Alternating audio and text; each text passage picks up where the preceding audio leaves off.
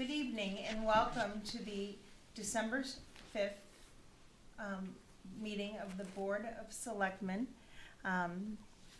Please be advised that this open meeting is being broadcast live and recorded for playback by WRPS at youtube.com/WRPS Rockland. Please go to WRPSRockland.com for further information. Chief Zioli, could you please lead us in the Pledge of Allegiance? Pledge allegiance to the flag of the United States of America and to the republic for which it stands, one nation, under God, indivisible, with liberty and justice for all. Thank you. Assistant Town Administrator Beauregard, could you please share community announcements? Sure. Before, I might just ask the chief to do the winter parking ban since you're here, if you don't mind.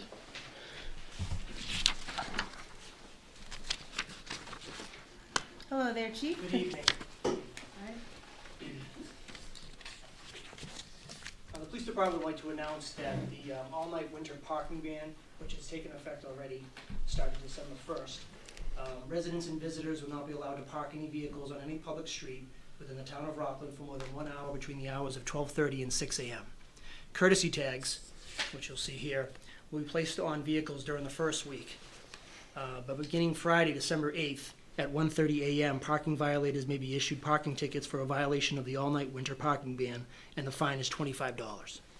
There may be other times during the winter months when vehicles may be towed without prior warning due to excessive snowfall accumulation and the need for the Rockland Highway Department to clear the streets of snow.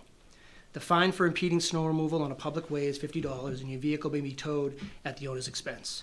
The Rockland Police Department asks for the cooperation from both residents and visitors during the upcoming winter months. Chief, thank you very much. Chief. I have a question.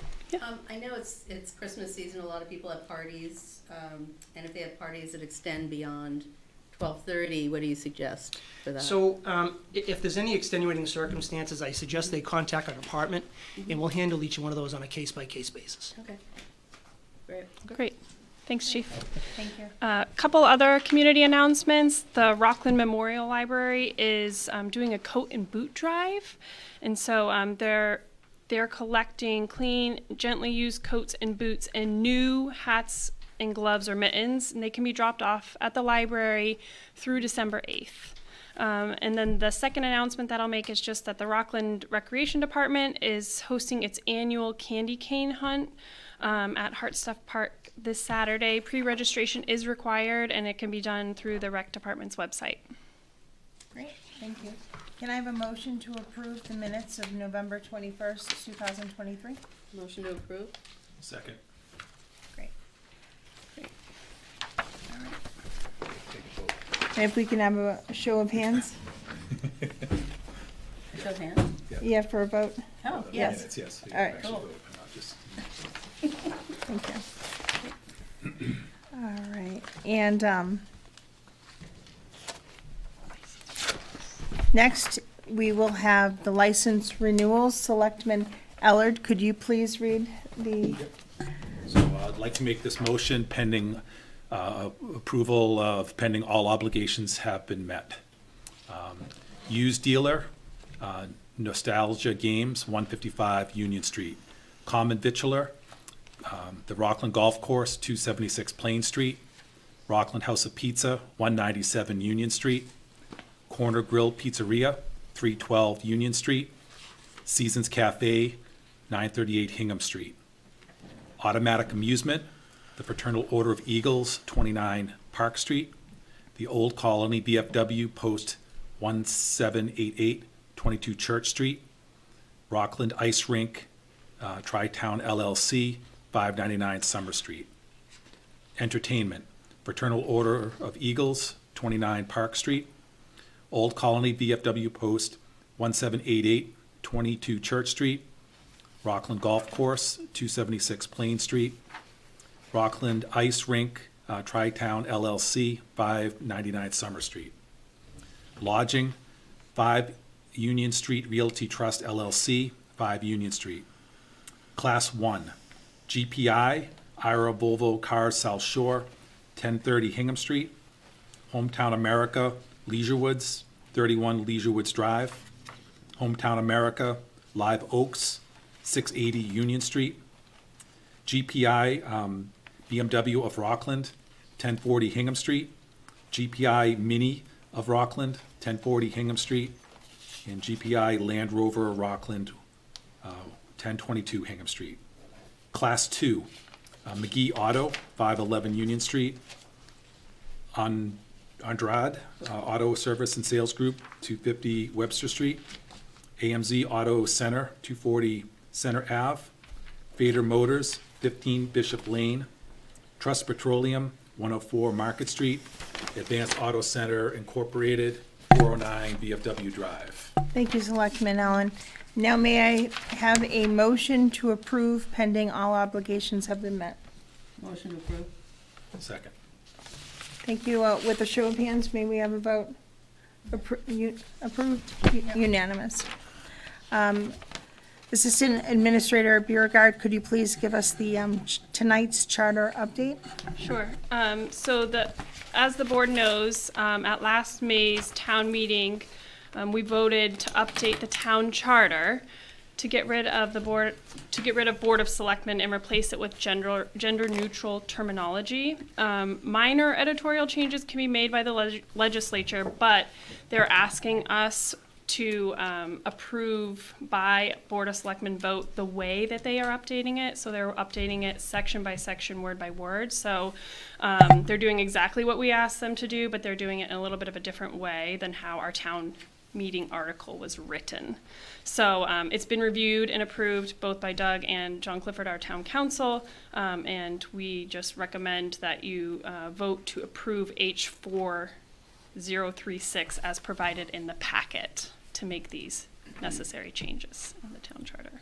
Great. May I have a motion to approve? A motion to approve, for sure. Second. And we will have a roll call vote tonight. May I select Woman Child? Yes, Selectman Ellard? Yes. And myself, yes. that's a vote. Yeah, that's a vote. All right, I would like to invite, I would like to open the annual tax can't open it yet. classification. Can't open it yet. Oh, I'm sorry, it's not 7:15. Yes. Right. Hold on, Can do where are the, we? the ad Reappointment. hoc Charter. So now it would be the time that we reappoint our ad hoc charter review committee members. Great. Okay, so I will read the members. So we have Pat Foley, Charter Maintenance, Judy Hardigan, Charter Maintenance, Rich Penny, Charter Maintenance, Doug Cope, Robin Day, Karen Ripley, Maureen Shorrock, and Vivian Anastasi. Yep. And with that, we should have another vote. Yep, it should be a vote. So this is just a full list of the Charter Review Committee members. And we missed a couple at the last meeting, so rather than just doing those couple people, we thought it would be best to just list them all out and then have you all reappoint them in one fell swoop here. Wonderful. Just need a So vote. with this vote, may we reappoint all of them, and we will have another roll call. Selectwoman Child, Yes, Selectman Ellard, Yep. and myself, yes, all approved. All right. We can go to the veterans update. All right, where we have a few minutes, should we skip to Yep. the Veterans Agent White? Could you please provide us with tonight's update? Yes, thank you. Thank you very much for being here. I can give you 6 minutes. Fantastic. Thank you. and time starts now. Thank you for inviting me tonight. First, before I begin, I'd like to thank the Select Board members for all participating in this year's Tri-Town Veterans Day Parade. It was a beautiful day, and I really appreciate the support from the town, all the townspeople who came and supported, for the 3 towns and everybody marching. And we lucked out and had great weather, so thank you for participating in that. And we get to do it in 3 more years. During the Tri-Town Veterans Day Parade, I was marching with Select Board Chair Michael Rockland, and we were just talking as we were marching, and he had asked me for like a veterans update of, you know, what's going on in the town or what I'm kind of currently dealing with now. So I just wanted to, so just to give you some basics. We provide veteran benefits on behalf of the state of Massachusetts under Chapter 115. And in the town, we support currently 34 veterans and/or surviving spouses of veterans who receive veteran benefits. Now that number is down in the past 4 or 5 months. We've had a few deaths, unfortunately. You know, four people came off the veteran benefit rolls. And I have numerous people who are eligible for the Chapter 115 benefits, but, you know, it's up to them to provide me with, you know, the necessary paperwork that they have to provide me to get approved for the veteran benefits. So some people are in flux. They're waiting for Social Security statements that come out in December and so forth. So hopefully we'll be able to help out further and kind of build the rolls up. It is something that's happening across the towns all around, that the numbers are going down because the older population is dying. The Vietnam era veterans seem to be dying quicker as well with all the health issues that they have. Many of them have been exposed to Agent Orange and so forth, so they deal with a lot of health issues because of it. So in addition to Chapter 115, I also support all the veteran service-connected disability claims, apply for VA healthcare so that the veterans can use the VA hospital system. In addition, we have the veterans van that I'm driving veterans to medical appointments, and the original intent was to drive them to VA medical appointments, but I bring them to any medical appointments. So and that includes eye and dental. You know, they have an eye appointment and they get the drops in, they can't drive, I drive them. So whatever medical need they have, we support. And of course, it's a wheelchair accessible van, so I've transported a number of wheelchair veterans. So that's something else that's going on. One of the things that kind of pops up at the holiday time are homeless veterans, or veterans that are at high risk of becoming homeless. So there are people who their rent is being raised dramatically, I guess I would say. You know, they may have bought at the height, the landlords may have bought at the height of the market, and they're trying to adjust their rents and so forth, but on people living there, it's a big jump. It could be a 25-30% jump. I've seen as high as 60% jumps in the past. And it really puts the veteran in extremis, you know, on just financial distress. And then all of a sudden, you know, everything was going good month to month, and then they get that big bump, and now it kind of takes away that free cash flow. So I work with them to see if they meet certain, you know, they're below certain financial thresholds, I can help them out through Chapter 115, or I try to provide other resources. I would like to say, too, on behalf at the senior center, the outreach coordinator there, Effie Lee, I don't know if she's ever come before the board numerous times, but she's a godsend for the town.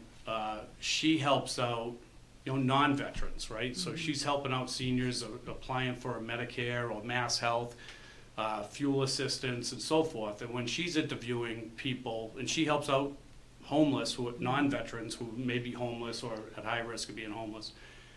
And so she shares with me when she finds out if somebody's a veteran, if I can help them, and we kind of put our heads together. So I just want to let the townspeople know that resource exists at the senior center. I think a lot of people get surprised of the resources that you can get at the senior center, and just make an appointment. So the final thing I'd like to say, though, back to the homeless veterans, is I hear generalized comments all the time. I have resources that I use to try and help find shelter for any homeless veteran that comes into my office that I learn of. Every situation is different. I have to stress it. It's not one size fits all. I have dealt with husbands and wives with 3 dogs. I have dealt with single veterans with different pets. I've dealt with families with young children. And they all, we work, for the individual situation, they can't just go to any shelter, right? In the past, I would use nonprofits for their support in, I'll say Volunteers of America, for instance. They provide support, it's called SSVF, Supportive Services for Veterans and Families. And they have access to certain funds that they raise to be able to help a veteran on a number of different issues that I may not have at my end. They may help with mortgage in arrears. They may help with first and security for rent, getting your car back on the road, emergency car repairs, and so forth. So it all depends on the issue that the specific veteran or the veterans' families are dealing with, and kind of what path we go down to help them. A lot of the funding gets dried up and it gets used up due to the number of resources that are needed to try and put people in hotels or in motels or something like that, even as a temporary fix. So we try to find the right transitional housing or shelter, depend on what we can do. In the meantime, we're trying to apply for what's called a HUD-VASH voucher, which is a supportive housing voucher from the VA, so they can get reduced rent, and the VA is kind of covering a portion of that rent. But that process takes time, so somebody could be waiting 2-3 months for that HUD-VASH voucher so we're trying to find that shelter to transition them for a couple of months. But I just wanted to caution people that, we haven't forgotten about homeless veterans or anything like that. We actively work with them as they get identified to me, or they identify themselves to me. Other than that, if they're out there and I don't know it, maybe through the police or something like that, or the animal control officer, I may learn of situations. But once we learn of situations, we try to help them out immediately. I also have brand new winter jackets that were donated by the Massachusetts Military Support Foundation. They're awesome, so they help out. I have food that Social Voc Tech, some juniors and seniors raised and put together a lot of bags of food, non-perishable. And the food pantry, Rockland Food Pantry, gave me a lot of extra food beyond the turkeys and stuff like that. So I passed out a lot of that during Thanksgiving, but the need still continues. So anyway, just with that, I just wanted to pass. That's kind of the current goings on in the Veterans Office right now. Any questions? Thank you. No, yeah, I just want to comment, Effie is fantastic, by the way. Yeah. She works hand in hand with my sister-in-law over there with the SHINE program, Yes. Yeah. serving health insurance needs for the elderly, Yes. I think Yeah. it is. Yeah. So, fantastic, and thank you for all you do. The parade was amazing. Thank you. Really, and great job this year, and, and thanks for what you do for vets, and I'm really glad that you talked about the homeless veterans, because there's a lot of conjecture on Facebook, so thanks for clearing that up. Yeah, one thing on that, I think the point that people get frustrated, maybe in general terms, that, all the hotel rooms are taken. Depending on the situation and what the veteran, this person's an individual and free in America, and they have a choice of whether to accept something or not. But we really do work to try and provide them access to some type of shelter to get them through a period of time, Thank you very much for explaining all that you have tonight. Now, if somebody needs to get in touch with you, what's the best way for them to get in touch with you? Sure, 2 ways. brought my card here just in case. The office number is 781-616-6808. I am meeting with veterans all the time, so I don't necessarily pick up. Please leave me a voicemail, and I will get back in touch with you.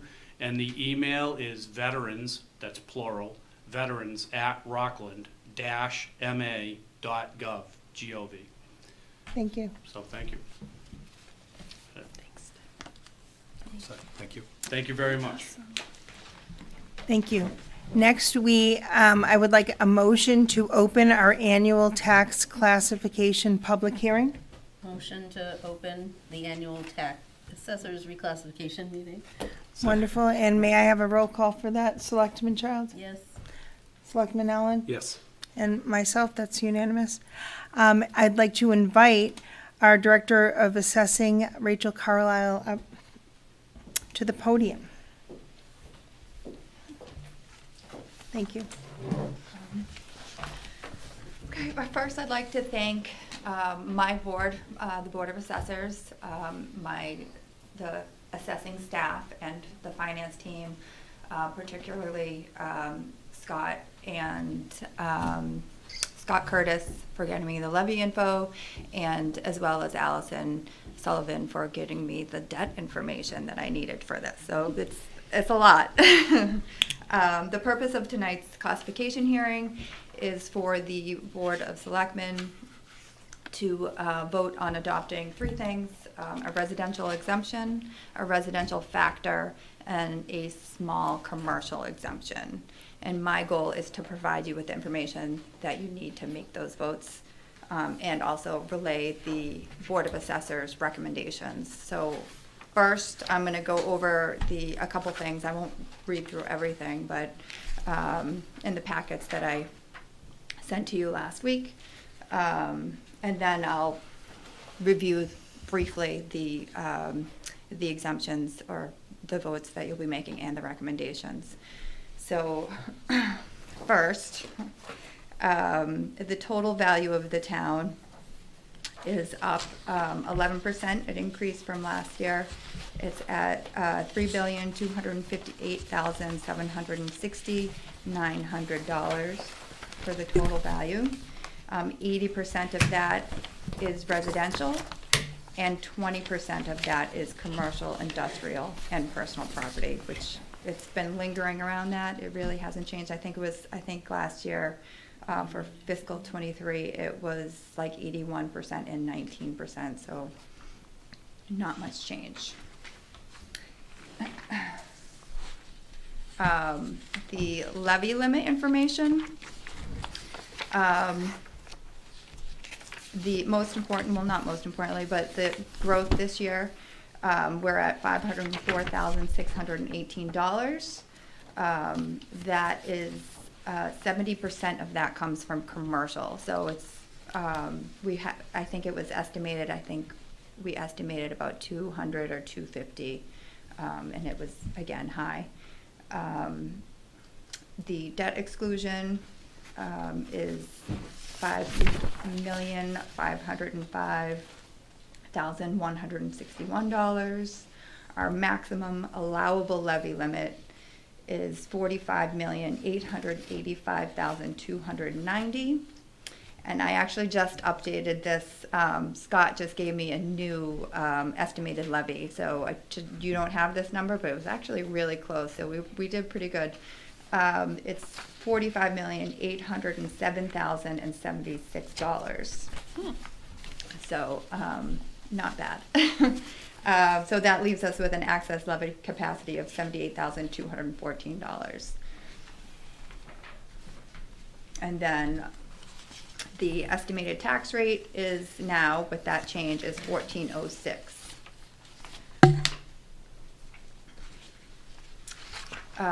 The average single family, so with a uniform tax rate, it'll be $14.06. It's $1.16 less than FY23. That's 7% less. The average single family is up 9%. We're at $488,565. The average tax bill increase less than 1%. That's at $6,869.22. And then these last two pages are, show the impact of the, what would happen if you adopted a residential factor. I'll highlight the max shift, which is 50%, which would be a 1.5 residential factor. You can see if you look at the average single family, it would have a significant impact on the commercial value, on the commercial classes, giving the residential classes not much of a relief in comparison. So, I mean, do you have any questions on that before I review? Does the I know board it's a have lot. Well, I just wanted to remind people that evening out that ratio, that commercial to residential ratio, is really important in bringing residential tax rates down. Yep. And getting major relief. So, Yeah. The vote for Union Point was very exciting for that reason. I absolutely agree with you. Yeah. I think that that's probably the town's only chance of getting up to the percentages they need to get Right. that relief. Yeah. Yeah, and redeveloping uptown would, is another Yeah. thing that would be really good for that. So Yeah. Absolutely anyway, agree. that's my 2 cents. Selectman Allen, any questions? No, I think it's pretty obvious we want to keep it a single tax rate. We don't have enough commercial Right. to warrant Yeah. splitting Yeah, at and you this don't point, want to so. discourage the new businesses to True. Right. come into town. Right. So, Thank you. Any questions from the public here today? So I'll just review real quickly the, what each one is. So the first, the residential exemption, is common in resort communities and large cities. It provides relief for permanent and owner-occupied residents.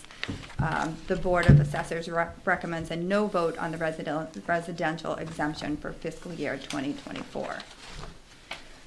The second is for adopting a residential factor, which we kind of just reviewed. The residential class is still lingering around 80%, and the commercial, industrial, and personal property is about 20%. Evidence does suggest that towns with commercial, industrial, and personal property between 20 and 25% could cautiously begin to consider a split rate. You just have to note that if you do split it, it does it's difficult to go back to a uniform rate without placing a large burden on the residential class. A split rate may also be considered anti-business and discourage new businesses from coming to Rockland. The Board of Assessors recommends a residential factor of 1, which is a single tax rate for fiscal year 2024. And the last vote is for commercial exemption, a small commercial exemption, which shifts the tax burden within the commercial class, and the exemption would go to the building owner. Unfortunately, the property owners don't always pass on the tax saving to the small business tenants. The Board of Assessors recommends a no vote on small commercial exemptions for fiscal 2024. Thank you. You're welcome. With that, we'll close. May I take a roll call vote to close the public hearing? Selectman Child? Yes. Selectman Allen? Yes. And that's unanimous, yes. And now we need to take a vote. Okay, with that, I make a motion that the town of Rockland does not adopt a residential exemption for the fiscal year of 2024. So moved. And I'll second it. Okay, and all those in favor, we can say aye. Aye. Okay. For the second one, I make a motion for the town of Rockland to adopt a residential factor of 1, a single tax rate for fiscal year of 2024. Motion moved. I'll second. All those in favor? Yep. Okay, and for the third, I make a motion that the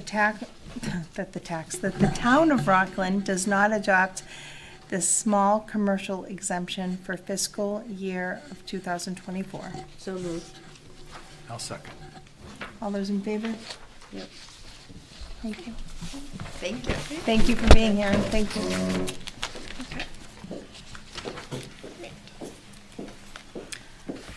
Okay. Any other new business not reasonably anticipated? No new business. All right, and All right. how about old business? Yes. All right. Let me get my update here. All right. So I'm going to give a quick update on the emergency shelter. We currently have about 100 guests in the shelter system since our last meeting. We've added 4 families, a total of 12 guests, and that's 4 new families since the 31st of October. No new guests since November 27th. We did hear back from Senator Keenan's office that the FY23 closeout supplemental budget bill includes potential reimbursement for municipal expenses related to the shelters. We don't have any details as to how that process is moving forward, but we will do everything we can to get reimbursed, and we will keep you posted as we learn more information about how that process will occur. And then the last thing I'll note is just that we continue to have weekly meetings with the state as well as our internal weekly meetings on the shelter. Thank you. Yep. And now for the town administrator, assistant town administrator report. Great. So quick update on Doug. He's continuing to work remotely from home full-time as he recovers from his back surgery. So he's available, email, phone, text, however you'd like to get in touch with him. As a couple other things, as Doug mentioned in the past, we've been working on our MBTA community zoning compliance. I'm working pretty closely with our new planner, Allison Quinn, on that, and we will have more on that soon, so stay tuned. But just wanted to give you all an update on that. We also are continuing to do work on the feasibility study for the Recreation Community Center. And we're hoping to present something more formal to the board with the architects and the team that we're working with sometime in the next few months. So keep an eye out for that. And then just a couple other things. The Rockland Council on Aging recently received a grant award to support their hybrid programming. Effie was also involved in that grant, in securing that grant. And really it's a grant to help provide access to seniors to the same programming that's available in person, available to them at home. So moving some of their programming, mostly exercise programming, to be accessible by Zoom as well, so that seniors who are at home can also access the programming. Cool. So that's great news. And then a quick thank you to Pam Murphy and Dan Biggins for putting on the holiday stroll. I know they've been involved in doing that since the beginning, and we're just really grateful to them for their many, many years of commitment to the community. I'm sure I actually did go there with my daughter and my husband, and we got to see Santa, and that was very fun. So thank you to them for putting that on. And then the last thing I'll say is that I'm still holding meetings with community members, with residents. My door is open. You can get my contact information from the website, but I do welcome conversations with residents and businesses, and would love to have more conversations with people about their goals and what they see for Rockland. So I just want to put that invitation out. And again, all my information is available on the website, so you can contact me there or just come on down. I'm on the lower level of Town Hall, and my door's open. So I'm looking forward to continuing those conversations. Wonderful, thank you. And next is Selectmen's comments. Selectman Child. Oh, well, I have some congratulations to say to my husband. We just got back from LA. His Dogmatics documentary was in the LA Punk Film Festival and won Best Music Documentary at the festival. So I'm thrilled about that, and LA was wicked fun. So congratulations to the Dogmatics and everybody involved with that. Congratulations, Tiffany, for running your first meeting. You did a really nice job. Oh, thank you, Laura. And I believe this is Mike O'Loughlin's first time missing a a meeting in 7 years. So, hi, Mike. Say hi to him. Shout out. That's all I got. Thank you. Selectman Allard. Yeah, I just want to thank everybody for the Rockland Stroll. I know that's a lot of work that you guys do. So it was a great time. Definitely enjoyed it. Again, Tiffany, congratulations on surviving your first selectmen's meeting. You did a good job. And that's it. And I would also like to chime in and thank the Pam Murphy and Dan Biggins for years of wonderful effort on behalf of all of our families. It's just one of the many things that make Rockland different, special. It's there. They led the stroll and they lead the stroll from the heart, and it just transfers into everything that's wonderful about this town. So I wanted to say thank you. And with that, I think we can motion to adjourn tonight's meeting. Motion to adjourn? Second. All those in favor? All right, good night, everybody, and thank you.